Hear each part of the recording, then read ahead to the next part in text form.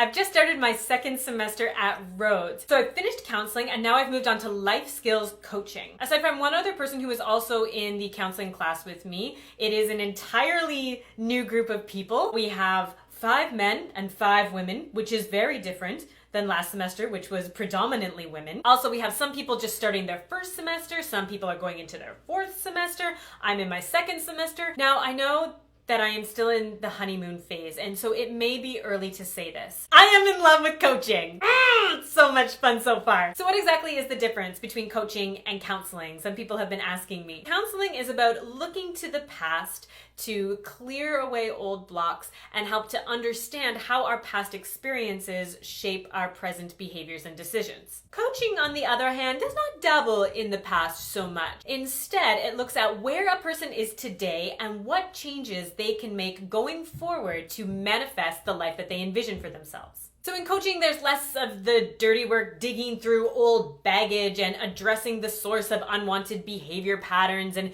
figuring out how exactly our families screwed us up, because inevitably our families screw us up. Instead, coaching takes the stance of, okay, this is where you are today and this is who you are.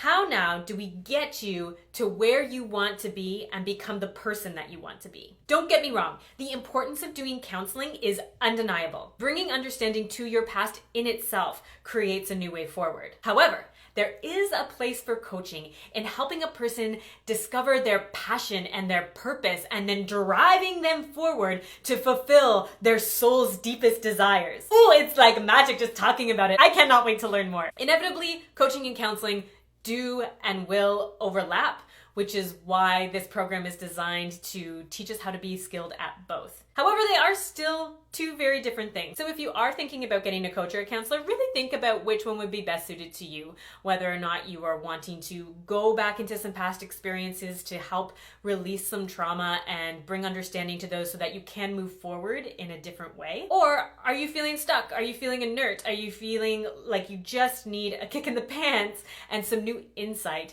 to propel you forward into the future that you really, really want to manifest? I will eventually be certified as both, so if you can't make the decision right now, no worries. Think about it and contact me in the next 6 to 9 months. I will be able to help you out either way. In other news, my first week was a lot of fun. My favorite piece of work was that the professor gave us an afternoon to make a video as a class. Nobody was allowed to leave until it was done, and it had to be on beefers. So I know that sounds kind of gross and sexual, but it is really neither of those things. Beefers is an acronym that we learned to help us remember the most important aspects of attentive listening. Attentive listening is one of the most important things in both coaching and counseling. B-E-F-I-R, beefers. Body posture, eye contact, following, which means wherever the client decides to go, we go with them. We don't try to redirect the conversation the way we think it should be going. I, thou, which means I am here for you. This is not about me. And relaxation. So we had to make a video marketing this concept of why beefers are important and why counselors should use them. It was a very daunting task,